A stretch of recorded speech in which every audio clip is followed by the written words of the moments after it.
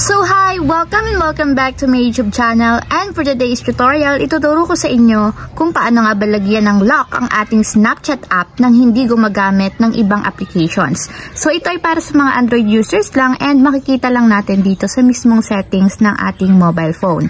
So ayan, i-open ko na ang settings ng aking mobile device. And then pagka-open, dito mismo sa settings, pupunta tayo sa search bar para mas mabilis nating mahanap yung settings. So dito, itatype nyo lang is app lock. So ayan, kung makikita nyo, lumabas dito yung app lock and mas mabilis siya ditong makita. So tap lang natin yung app lock.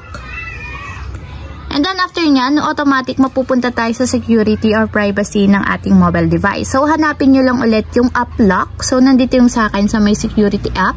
And then tap nyo lang ulit yung app lock.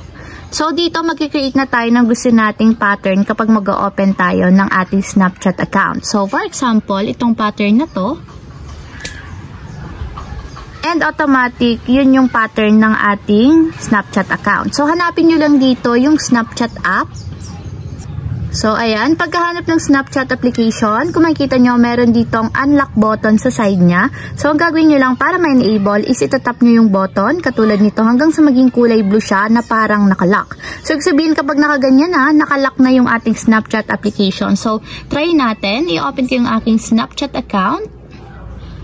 And kung makikita nyo, meron ditong verified fingerprint or draw your pattern. So, since nga in-enable natin yung pattern natin dito, ma-unlock lang natin siya once na inilagay natin yung ating pattern. So, katulad nito.